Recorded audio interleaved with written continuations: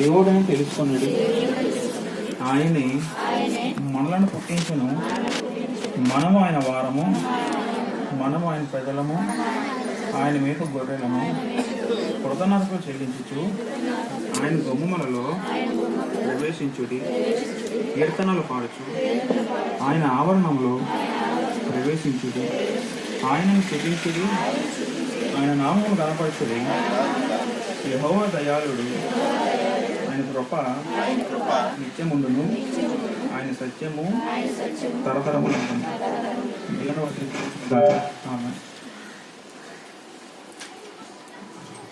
నా ప్రియ సంఘ సభ్యులారా, మనందరం నూతన సంవత్సరం అడుగు పెట్టాం. 2020 గతించిపోయింది. 2021లో మనందరం అడుగు పెట్టాం. అయితే గతించిన కాలంలో నాకు తెలిసిన మా కూలీగ్స్ కానీ, నాకు తెలిసిన బంధువులు కొంతమంది కూడా చనిపోయారు. కొంతమంది కరోనా వాళ్ళు చనిపోయారు, కొంతమంది శారీరక రుగ్మతతో చనిపోయారు. అయితే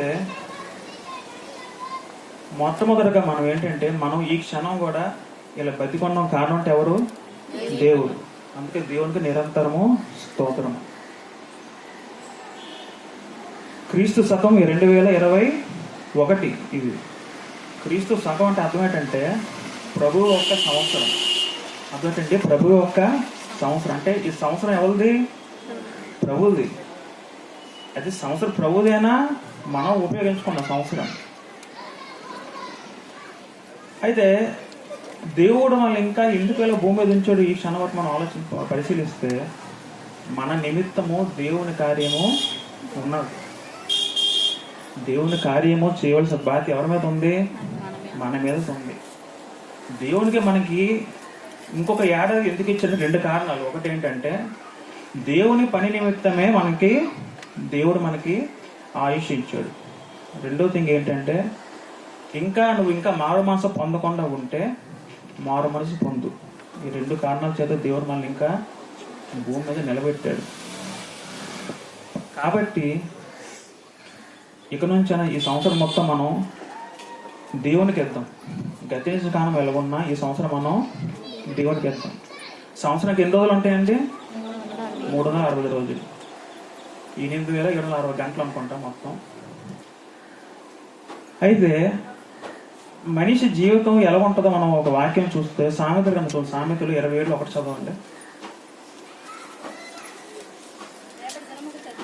రేపటి దినము అతిశయ పడకము, ఏ దినములు ఏది సంభవించినో అది నీకు తెలియదు. మన అందరూ ఒక విషయం గుర్తుపెట్టుకోండి. రేపటి దినం గురించి అతిశయ పడకము. ఏ దినములు ఏది సంభవించినో మనకు తెలియదు. మనము రేపు ఏం జరుగుతుందో మనకు తెలియదు. ఈ క్షణం మనది, ఈ రోజు మనది. నువ్వు ఏమైనా దేవుని పని చేయాలనుకున్నా, దేవుని గురించి పాడాలనుకున్నా, నీ జీవితం చక్కదితో అనుకున్నా ఎప్పుడు చేయాలి? ఈ క్షణమే చేయాలి. రేపు చూసుకుందాలండి, రేపు చేద్దామన్న మాట మనకి పనికిరాదు. కాబట్టి రేపు ఏం జరుగుతుందో మనకి తెలియదు. ఈ క్షణము మనది, ఈ రోజు మనది. కాబట్టి మనం రేపటి గురించి ఆలోచించకూడదు. ఈ క్షణం ఎలా ఉందో మనం దేవుని గురించి మనం ఎలా బతుకుతాం ఆ విధంగా మనం బతుకు ఇక నుంచి. అదేవిధంగా యాకోబు చూడండి. యాకోబు 4:14.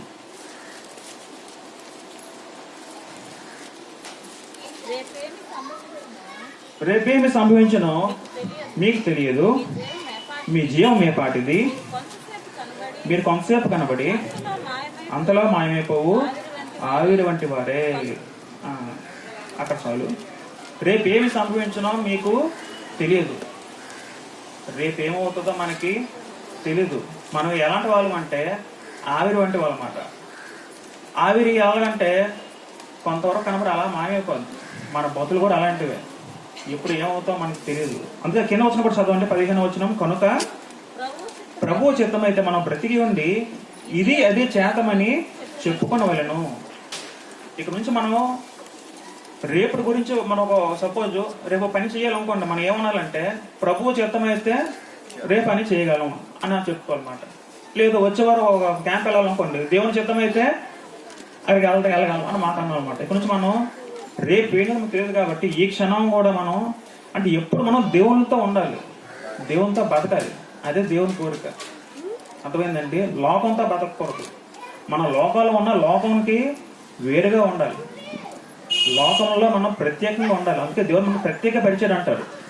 మన పరిశుద్ధ జనాంగం పిలబడుతున్నామంటే, పరిశుద్ధ జనాంగం అంటే ఈ లోకముకు వేరుగా ఉండాలి. ఎందుకలా ఉండాలంటే ఒకసారి యోహాను పత్రిక చూడండి. 1 యోహాను రాసిన పత్రిక 2:16 చదవండి. లోకంలో ఉన్నదంతయు అనగా శరీరాశయు, నేత్రాశయు, జీవోపడంబమును తండ్రి వల్ల పుట్టినవి కావు, అవి లోక సంబంధమైనవే. లోకమును దాని ఆశయు గతించబోచున్నవి గాని దేవుని చిత్తమును జరిగించోడు నిరంతరము నిలుచును. లోకంలో ఏవి ఉన్నాయండి? శరీరాశ, నేత్రాశ, జీవపు డంబం. లోకం అంటే ప్రజెంట్ ఇదే, మరి ఇంకేం లేదు. లోకాన్ని ప్రజెంట్ ఎవరు పరిపాలిస్తున్నాడు? సాయితాన్ని పరిపాలిస్తున్నాడు. ఈ లోకంలో శరీరంతో కోర్టుకు తీర్చుకోవడం, మన కళ్ళతో కోర్టుకు తీర్చుకోవడం, జీవపు డంబం అంటే బొప్పలకు పోయి అహంకార జీవితం బతకడం, ఇవన్నీ దేవుని వల్ల పుట్టిన కావు. ఇవన్నీ సాతాను సృష్టించి తండ్రి వాళ్ళు పుట్టిన కావు. అంటే ఈ లోకం కూడా గతించిపోద్ది కానీ దేవుని వాక్యము నిరంతరము నిలుస్తుంది. కాబట్టి మనం ఎలా ఉండాలంటే లోకంలో ఉన్న ఎవరి గురించి బతకాలి? మనం దేవుడి గురించి, దేవుని నిమిత్తం బతకాలి. మనం ఎంతవరకు బతకాలి? చివరి శ్వాస వరకు మనం బతకాలి. ఆ విధంగా బతికితేనే మనకి దేవుడు మనకి జీవ కిరీటము ఇస్తాడు. అయితే ఒక క్వశ్చన్ అడుగుతాను. పరలోక రాజ్యం తెలుసు కదా, మన చేతితో ఎక్కడికి వెళ్తాం? మనం ఎక్కడ వెళ్ళాలని కోరుకుంటున్నాం? మనం పరలోక రాజ్యం. అయితే పరలోక రాజ్యం కావాలని ఎంతమంది కోరుకుంటున్నారు చెప్పండి? అందరూ ఉన్నా? ఓకే, అందరూ కావాలి. బాగానే చెప్పారు. రెండో క్వశ్చన్ అయితే జాగ్రత్తగా ఉండండి. ఇప్పుడు ప్రభు రాకడ వచ్చేస్తే నేను పరలోకంలో ఉంటాను అన్నవాళ్ళు చేతులు ఎత్తండి. చేతులు సగం ఆగిపోయాయి, సగం లాగట్లే.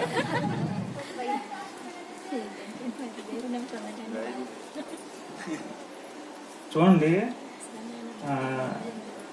ఇది చిన్న విషయం కాదండి, చిన్న విషయం కాదు. మనం సింపుల్గా చేతులు ఎత్తలేదు కానీ చాలా భయంకర విషయం అది. ప్రాణం పోయిన తర్వాత మన నిత్య జీవితం ఉంటుంది, గుర్తుపెట్టుకోండి. మన జీవితం కాదు ఇది. ప్రాణం పోయిన తర్వాత నిత్య జీవితం ఉంటుంది. నిత్య జీవితం అంటే ఎల్లప్పుడూ ఉండే జీవితం. అది నరకమైనా పరలోకమైనా నిత్యంగా ఉండేది, తరతరాలు యుగాలు.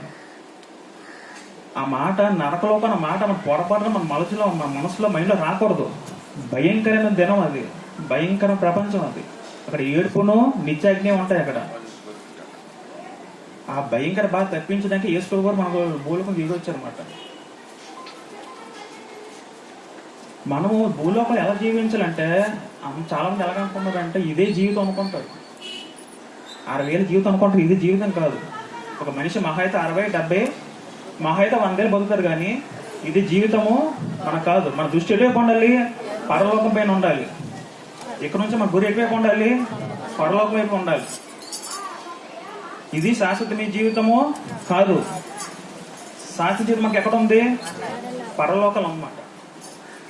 అయితే పరలోకం మన చేతులు ఎందుకు ఎక్కలేకపోతే 2 కారణాలు ఉన్నాయి. ఒకటి ఏంటంటే మనకి అల్పవిశ్వాసం, ఒక డౌట్ ఉంది. ఏమో వెళ్తామో వెళ్ళమో ఒక డౌట్, అల్ప విశ్వాసం ఉంటుంది. అది మనకు ఉండకూడదు. నెక్స్ట్ ఏం అడిగినప్పుడు అందరూ చేతులు ఎత్తాలి. చేతులు ఎత్తాలంటే మనకి ఎలా ఉండాలి? గట్స్ ఉండాలి. ఒకటి ఏంటంటే అల్ప విశ్వాసం మనకు ఉండకూడదు. రెండోది ఏంటి? దేవునితో నేను సక్రమంగా కరెక్ట్గా ఉన్నాను. దేవునితో మన జీవితం కరెక్ట్గా ఉన్నదంటే మన చేయి లెగుస్తుంది ఎప్పుడైనా, గుర్తుపెట్టుకోండి. కాబట్టి ఈ సంవత్సరం మనం ఇక్కడ నుంచి అయినా మనం దేవునితో మన సంబంధం ఎలాగుంది, మన జీవితం ఎలాగుంది గుర్తుపెట్టుకుని ఈ కొత్త సంవత్సరం అయినా మనం ఇక్కడ నుంచి ఎలా ఆలోచించాలంటే, మన జీవితం ఒక ఏడాది ఉందనుకోండి. ఇక్కడ నుంచి ఇది 2021 కదా, 2021 డిసెంబర్తో నా జీవితం అంతమైపోద్ది అన్న మైండ్ సెట్తో బతకండి అందరూ. అలా బతికితే చాలు, ఇంకే అవసరం లేదు. ఈ ఒక ఏడాది మాత్రమే నా జీవితం ఉన్నది అన్న ఉద్దేశంతో బతికితేనే మనం పరలోకం వెళ్తాం. ఎందుకంటే ఒకసారి అందరూ ఆలోచించండి, మనకు జబ్బు వచ్చింది, మన డాక్టర్ దగ్గరికి వెళ్ళాం. డాక్టర్ ఎవరంటే అమ్మ నీ జబ్బు ముదిరిపోయింది, ఒక సంవత్సరం మంది బతుకుతావు అంటే ఎలా ఉంటుంది మనిషికి? భయం వస్తారా? అదా సంవత్సరం మొత్తం కూడా చాలా భయం వణుకుతూ ఉంటాడు. ఆ భయం వణుకు అనేది మన జీవితాంతం ఉండాలన్నమాట. ఒకసారి ఊహించుకోండి, మనకు ఒక సంవత్సరం ఉంది ఊహించుకోండి. మనకు ఒక సంవత్సరం ఉంది, మనందరికీ ఒక సంవత్సరం మాత్రమే టైం ఉంది భూలోకంలో. ఇప్పుడు మనం ఎలా జీవించాలి, దేవుని ఇష్ట ప్రకారం ఏ విధంగా ఉండాలి అని ఆలోచించుకుందాం. ఒకసారి 2వ గ్రంథం 20 అధ్యాయం 1వ వచనం చూడండి.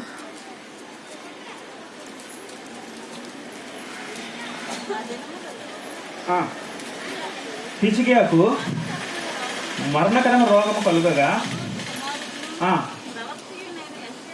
యెషయా వచ్చి మీరు నా మరణమవుచున్నావు,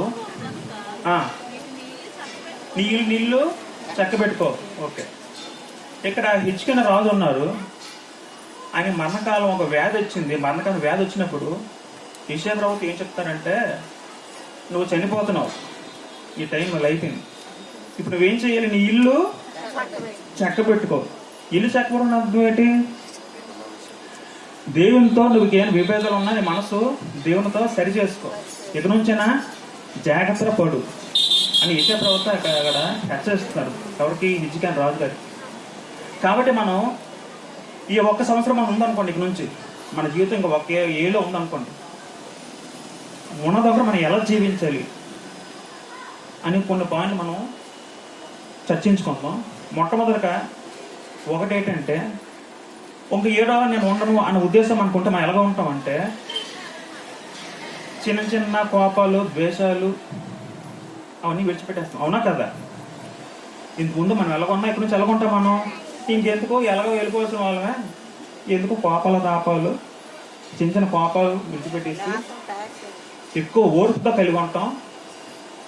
దేనికి ఎక్కువ సహనం ఎక్కువ కలిగి ఉంటాం. ఇంకోటి ప్రేమగా కలిగి ఉంటాం. అది ఫస్ట్ పాయింట్.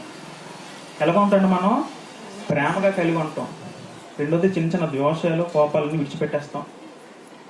అదొకటి. రెండో పాయింట్ చూసుకుంటాం మనం,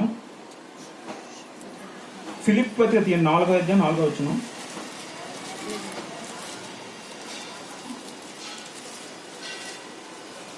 ఫిలిప్పీ 4:4 ఎల్లప్పుడూ ప్రభువునందు ఆనందించుడి, మరలా చెప్పుదును ఆనందించుడి. ఒక క్రైస్తవులుగా మనకు ఒక ఏడాది టైం ఉన్నంత అన్న ఆలోచిస్తే మనం ఎల్లప్పుడూ ఎలా ఉండాలి? మనం ఆనందిస్తూ ఉండాలి. ఎవరైంది ఆనందించాలి? ప్రభువునందు ఆనందిస్తూ ఉండాలన్నమాట. ఇప్పుడు ఒక గమ్యం లేని వాడికి వాళ్ళకి ఏం తెలియదు. సపోజ్ మనం బస్సు ఎక్కాం అనుకోండి, ఏ ఊరు వెళ్తాం మనకు తెలియదు. మనకి ఎలా ఉంటాం, స్థితి ఎలా ఉంటుంది, మనం ఎక్కడ వెళ్తామో మనకు తెలియదు, మనం నచ్చినట్టు ఉంటుంది. అయితే మనం పలానా ఊరికి వెళ్తాను మనకి తెలిసింది అనుకోండి, మనం ఎలా ఉంటాం, దాంట్లో నిరీక్షణ కలిగి ఉంటాం ఒక ఊరికి వెళ్తాం అని. అదేవిధంగా మనం ఎప్పుడు దేవుని వద్దకు వెళ్తున్నాం కాబట్టి, మన తండ్రి వద్దకు మనం వెళ్తున్నాం కాబట్టి మనం ఎలా ఉండాలి? ఎప్పుడు ఆనందిస్తూ ఉండాలన్నమాట. దేవుని ప్రభువునందు ఆనందించాలి. అది ప్రభువునందు ఆనందిస్తే మనకి ఏమొస్తుంది అంటే, నెహెమ్యా చూడండి, నెహెమ్యా గ్రంథం 8వ అధ్యాయం చూడండి ఒకసారి. 8:10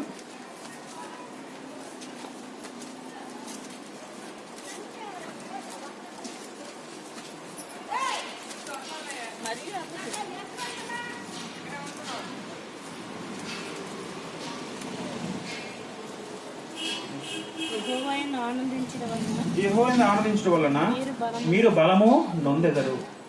ప్రభువునందు ఆనందిస్తే మనకి ఏమొస్తుంది అంటే, మనకి బలం వస్తుందండి. ఏమొస్తుందండి? బలం. దేనికి బలం? ఆత్మకి బలం వస్తుంది. అందుకే మనం ఎల్లప్పుడూ ప్రభువునందు ఆనందిస్తూ ఉండాలి. ఇక నుంచి మనకి ఏ కష్టం వచ్చినా, శ్రమ వచ్చినా, ఆనందం వచ్చినా ఎలా ఉండాలి? మనం ఆనందిస్తూ ఉండాలి ప్రభువునందు. మనకెందుకు భయపడతాం? మా ప్రభు మనకు ఉన్నాడు అని ఆనందంతో ఉండాలి. ఆనందం ఉంటేనే మనకి ఏమొస్తుంది? మనకి బలం వస్తుంది అంట. మన ఆనందంగా లేకపోతే మన బలం కోల్పోతాం, నిర్వీర్యం అయిపోతాం. అర్థమైందండి?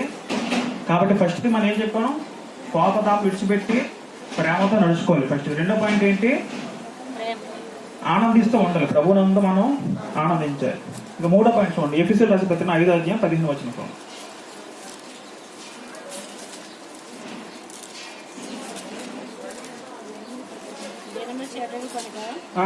మీరు మీరు సమయం పోనీయక సద్వినియోగం చేసుకొనొచ్చు అజ్ఞానం వలె కాక జ్ఞానుల వలె నడుచుకున్నాడు. జ్ఞానం వలె నడుచుకున్నది. జాగ్రత్తగా చూసుకున్నాడు. చాలండి.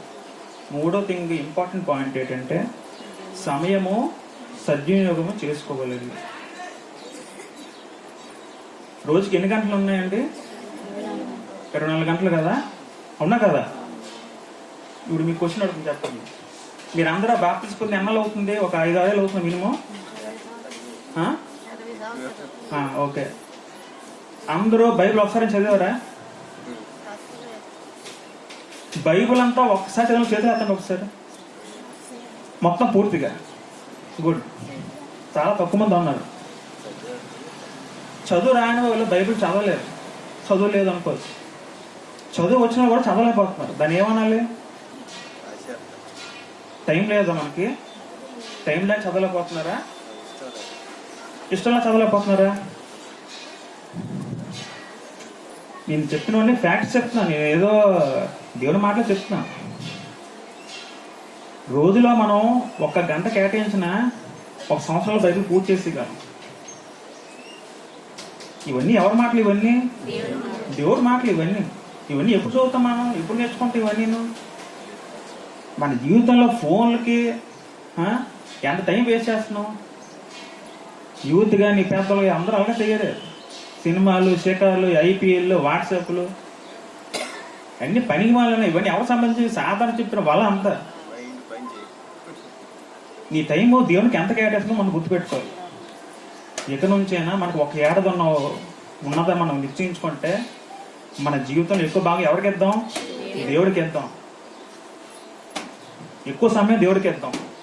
నువ్వు దేవునితో ఎక్కువ గడుపుతున్నా అర్థం ఏంటంటే ఎక్కువ సమయం దేవునికి ఇవ్వాలి. రోజులో మన పనికి, ఉద్యోగంలో కాదు, ఎక్కువ సమయం దేవునికి ఇవ్వాలి. నువ్వు ఖాళీగా ఉంటే దేవుని పాటలు పాడుకో, ఖాళీగా ఉంటే దేవుని మెసేజ్ విను, బైబిల్ చదువు పూర్తిగా. నీకు అర్థమైపోతే మీరు 10 దగ్గర పాస్టర్లో ఉన్న అడగండి.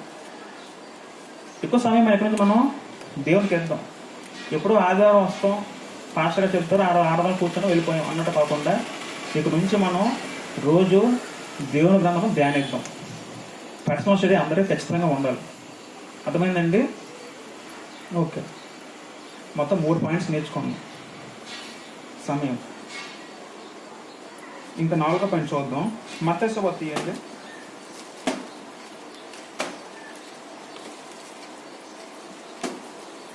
5వ అధ్యాయం 24. అక్కడ బలిపడి ఎదుటనే నీ అర్పణం విడిచిపెట్టి మొదట వెళ్ళి నీ సహోదరునితో సమాధాన పడదు. చాలండి. ఇంకో మెయిన్ పాయింట్ ఏంటంటే మనం సహోదరునితో సమాధాన పడాలి. అంటే అర్థం ఏంటంటే క్రైస్తవులైన తర్వాత మనకి ఎవరు శత్రువులు ఉండకూడదు. మనకి ఎవరితో విభేదాలు వచ్చినా మనసులో పెట్టుకోకూడదు. దేవుడు అదే కోరుకుంటు. నువ్వు నా సరిగ్గా వస్తున్నావు అంటే, నువ్వు ప్రార్థన చేస్తున్నావు అంటే మనసులో ఎలా ఉండాలి? వేరే వ్యక్తితో సమాధానం పడిపోతా కానీ మనసులో నా ఎదురు ప్రార్థన నువ్వు చేయకు. అర్థమైందండి? ఇక్కడ నుంచి కూడా మనం ఎలా పొందామంటే, ఏ సహోదరు నాకు ద్వేషం లేదు, అందరితో సమాధానం పడిపోయి నా ఉద్దేశం ఉంటే నువ్వు ప్రార్థన అడుగుపెట్టు. నువ్వు ఒక వ్యక్తి మీద మనసులో ద్వేషం ఉంచుకొని వాడి క్రోధం పెట్టుకొని నువ్వు దేవునికి వచ్చే పాటలు పాడి ప్రార్థన చెల్లదు. గుర్తుపెట్టుకోండి. దేవుడు మెయిన్ పాయింట్ ఏంటంటే ఆయన ప్రేమలో కాబట్టి ఆయన మనకు క్షమించినాడు కాబట్టి మనం కూడా ఇతరులను క్షమించాలి. రెండోది మనకి శత్రువు ఎవరు మనకి ఉండకూడదు జీవితంలో. గుర్తుపెట్టుకోండి. ఇంకొక వచ్చిన కూడా చూసుకుంటే 6వ అధ్యాయం 14వ వచనం. మనుషుల అపరాధములను మీరు క్షమించిన యెడల మీ పరలోకపు తండ్రి మీ అపరాధములను క్షమించును. దేవుడు మన పాపములను క్షమించాలని మనం ఏం చేయాలండి? మనుషుల అపరాధాలు మనం క్షమించాలి. ఎవరైతే మనకి శత్రువులుగా వాళ్ళు మనకు ఉంటారో వాళ్ళు మనకు ద్వేషం వాళ్ళు పెట్టుకున్నా మనం ద్వేషం పెట్టుకోకూడదు. దేవుడే చూసుకుంటాడు, మనం ఊలియడమే. క్షమాపణ గుణం ఖచ్చితంగా కలిగి ఉండాలి క్రైస్తవుడు. గుర్తుపెట్టుకోండి. క్షమాపణ గుణం కలిగి ఉండకపోతే క్రైస్తవుడు కాలేడు ఎన్నటికి. దేవుడు అని చూడడు. అదొక పాయింట్. 4 కదండి. 5వ పాయింట్ చూసుకుంటే 6వ అధ్యాయం చూసుకుంటే 6వ అధ్యాయంలోనే 33. కాబట్టి మీరు ఆయన రాజ్యమును నీతిని మొదట వెతుకుడి, అప్పుడు అవన్నీ అప్పుడు అవన్నీ మీకు అనుగ్రహింపకూడదు. ఇంకో పాయింట్ ఏంటంటే మనం ఆయన రాజ్యమును నీతిని వెతకాలట. వెతకడం అంటే అర్థం ఏంటి? పరిశీలించి చదువుకోవడం, బైబిల్ చదువుకోవడం, మరి ఇంకేం లేదు. ఆయన వాక్యం ధ్యానిస్తుంటే మా మహాజ్ఞానం మా బుర్రలకు అర్థం అవుతుంది. బైబిల్ మహాజ్ఞానం మా జ్ఞానం లేదండి అసలు. ఇది ఎంత చదివినా తరగని జ్ఞానం ఉన్న బైబిల్. మన అదృష్టం ఏంటంటే పూర్వం భక్తులకి బైబిల్, సంపూర్ణ బైబిల్ ఎవరికీ లేదు. మనకే సంపూర్ణ బైబిల్ దేవుడు రాసి ఇచ్చి పెట్టిస్తాడు. పరిశుద్ధాత్మ ద్వారా దేవుడు రాసి ఇచ్చి మనకి మనిషికి ఇచ్చాడు చదువుకోండి అని. పూర్వం ఏ భక్తులు కూడా అబ్రాహాంకి బైబిల్ లేదు, ఇస్సాకుకి పూర్తి బైబిల్ లేదు. భక్తులు ఎవరికి బైబిల్ పూర్తి సంపూర్ణ బైబిల్ లేదు. మనకు ఉంది కానీ మనం నిర్లక్ష్యం చదవలేకపోతున్నాం. ఎందుకో బతకమో తెలియదు, ఏమో తెలియదు. ఎక్కడి నుంచైనా చదువురామో ఎలా చదవాలి, చదువు వచ్చినప్పుడు ఎక్కడి నుంచి మనం బైబిల్ ఖచ్చితంగా చదువుకోండి. బైబిల్ చదివితే దేవుడు మనకు మాట్లాడుతున్నట్టు ఉంటుంది. ఇప్పుడు చదివిదాకా తెలుస్తుంది ఏంటి ఏమన్నా సారం అనేది, అవునా కాదా? ఎవరో అయ్యగారు చెప్పారో పాస్టర్ చెప్పారో నేను నవ్వుకు వెళ్ళిపోతుంది. అప్పుడు మన బైబిల్ ఏమన్నది, దాని సారం ఏంటి మనం ఎలా తెలుస్తుంది? మనం చదివితేనే మనకు తెలుస్తుంది. కాబట్టి మనం ఆయన రాజ్యమును నీతిని వెతకాలన్నమాట. రెండోది ఇంకొక 6 పాయింట్ ఏంటంటే మన పాపాలు ఒప్పుకోవాలి. ఇక్కడ నుంచి మనం ఏమైనా రహస్య పాపాలు చేస్తున్నాం, ఇటువంటి దేవునికి మనకి ఏమైనా పాపాలు ఏమైనా ఉన్నాయనుకోండి, అవి మనం విడిచిపెట్టేది. ఎందుకంటే విడిచిపెట్టకపోతే మనకి పల్లవ రాజ్యంలో రాదు. గలతీ చూడండి, గలతీ 5:19 చదవండి.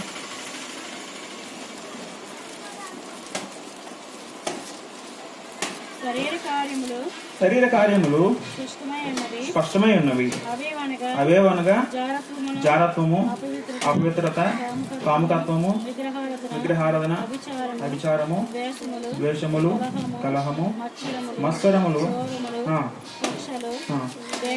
భేదములు, అసూయలు, మత్తతలు, అలదుకున్న ఆటపాటలు మొదలైనవి.